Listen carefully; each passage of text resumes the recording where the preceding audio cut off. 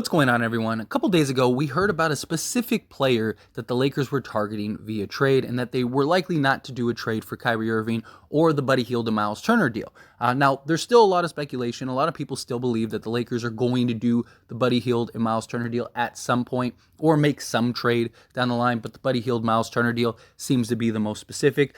Chris Haynes said that Bradley Beal was likely going to be a target for the Lakers, and many people believe that that is the specific player, although we don't know the specific player specifically. We just know that Bradley Beal has been a name that's been thrown out there by several people. And we recently got Chris Mannix and Howard Beck kind of chiming in and saying that they have spoken to a Western Conference executive and that they believe the Lakers are going to land Bradley Beal. Now, you always know how those anonymous executive interviews are, but basically on the Chris Mannix and Howard Beck show, they said this. So here was the quote from the Western Conference executive I spoke with who had mentioned this. Beck said, he says, Washington is the one that I keep thinking that's going to happen. If you're the Lakers, don't you think you can get Bradley Beal? He's got a no trade clause. He wants to come to California. So again, they further add to this speculation that Bradley Beal is likely to come to the Lakers and that he's going to use his no trade clause to kind of force his way to the Lakers. But even then, as much as I wouldn't mind Bradley Beal, look, if the Lakers traded for Bradley Beal, I wouldn't be upset about it. Personally, I'd rather go the depth route. I don't think Bradley Beal is that big of an impact player to where, you're going to change the tides of your season. I don't even really want them to go and trade for Kyrie. Now, if Kyrie gets bought out and signs with the Lakers, okay, that's something completely different because now you're getting him essentially for free. But to go and trade for Kyrie Irving, I think Kyrie makes this much better, but I still have concerns about the lack of depth and an injury to LeBron James or Anthony Davis, your season's over regardless, where, if you could do a deal like the Spurs deal, at least gives you enough ammunition on top of a trade exception to go get another piece. Now you got 3 or 4 guys, right? Same thing with Bradley Beal. You go get Bradley Beal, I don't think Bradley Beal's better than Kyrie Irving. And if Kyrie Irving, let's say Kyrie Irving with this team makes us a bona fide playoff team and gives us a shot at maybe contention, right? I think Bradley Beal puts us slightly less. I think we are a playoff team. I think we have the potential if everyone plays great, but I think the margin for error is just a lot less. And yes, going and getting Bradley Beal, maybe that's sort of also a future play, right? Because LeBron James is only going to be here for so long. You go get Bradley Beal. When LeBron decides to leave, you have Bradley Beal and Anthony Davis to kind of build around. I can kind of see it from that perspective. But also, the Wizards just don't have to trade Bradley Beal, right? I mean, if Bradley Beal only wants to go to the Lakers and he's I want to be traded, I want out, and you're going to trade me to the Lakers, they could just do what the Nets did to Kevin Durant. Just say, hey, we're not going to. We want to get the best package, the best return for you.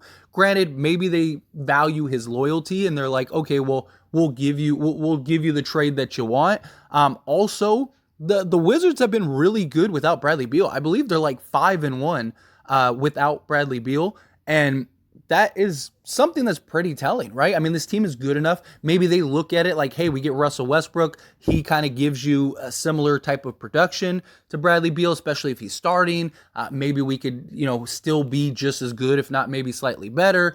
I don't know. At the end of the day, I just think, Russell Westbrook and 2 first-round picks for Bradley Beal, for the Lakers standpoint, I just don't think that that's the best package that you could get. I would rather go and get the depth. If you go get Doug McDermott, Josh Richardson, and Jakob Poeltl, the 3 of them combined are probably going to give you more production than Bradley Beal would individually. And you got more depth, and you got more insurance, and you got more security. I don't mind the 3rd star, depending on who that 3rd star is, right?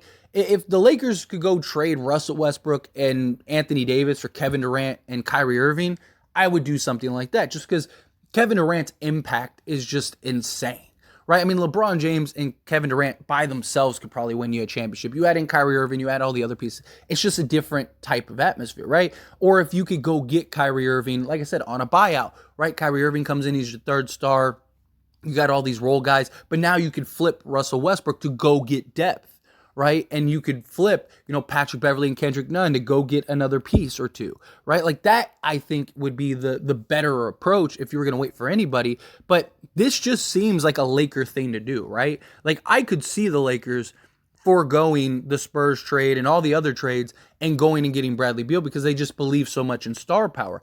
And there's nothing wrong with that, but I don't think anything's happening this season. Like, let's say you went and got Bradley Beal right now, right? Like, let's say as you're watching this video, breaking news, Lakers, trade Russell Westbrook and 2 first-round picks for Bradley Beal.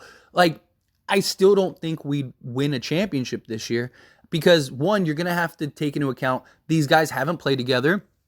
You're adding a superstar, which is a lot harder to do and integrate into a team than role guys. Because a superstar, Bradley Beal's going from being the number one option night in and night out and being the star of the Wizards to being the third guy on the Lakers, right? So you're going to have that adjustment period. You're going to have to figure that out. And can they figure that out fast enough is the question. Now, if they can, then maybe like if Bradley Beal comes in and he's a seamless fit, maybe LeBron takes a step back, kind of lets Bradley Beal go be the scorer and, Anthony Davis to be Anthony Davis. Maybe you can make it work. I don't know if it would happen quick enough. Now, maybe next season, right? You got these three, kind of put a team around them.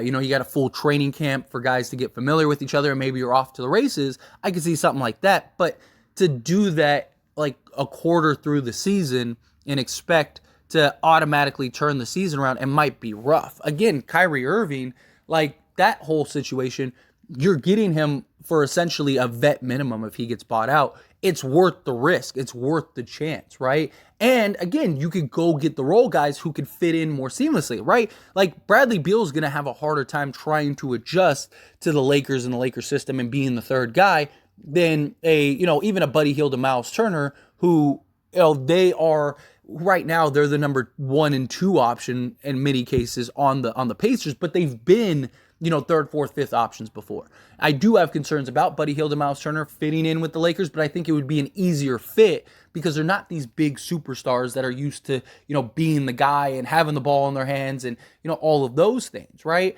And same thing like with the Spurs deal. I think the Spurs deal, not only does that give you the most depth, but that gives you the most seamless fitting players, right? You get a player that fits, like you could get Jakob Poeltl. Boom, you got him at center. He doesn't need the ball. He doesn't need to demand anything, right? He's used to being the center that he is, right? And go get his buckets and generate his buckets and get offensive rebounds and, get putbacks and stuff like that. Go get Josh Richardson. Josh Richardson's coming off the bench for the Spurs right now because they're trying to get their younger guys some run, right? So he's fine being that role guy, that sixth guy coming off the bench. Well, now you can put him in a starting role and he could still fit in seamlessly. Doug McDermott, he's just a dead-eye shooter, right? So you could have him come in and be that dead-eye shooter. It just, the way I look at it is like, you're better off right now. Like if you want to turn this season around right now, the only way to really do that is to go get 3 or 4 or 5 guys. If you go get several guys that are real solid starting level players to come in, then I do think the Lakers could legitimately be a contender, right? Because now not only do you get, say, like let's say we do the Spurs deal, right? Now your starting 5 can be Walker, Josh Richardson, LeBron James, Anthony Davis, and Jakob Poeltl, right?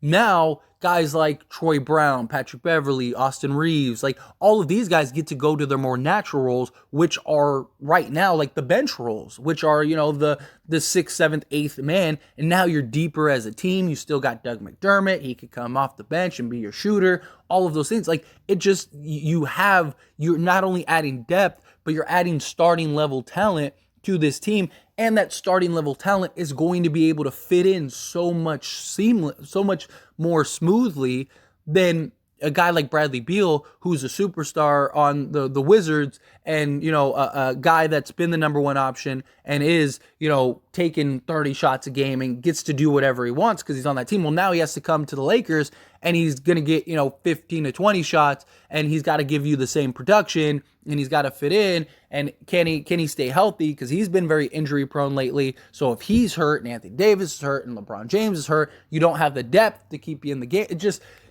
it just becomes a huge problem. And I don't like the idea of going and waiting around for Bradley Beal to do a trade that may or may not happen. The Wizards don't have to trade Bradley Beal to the Lakers, even though he has a no trade clause and he can veto any trades.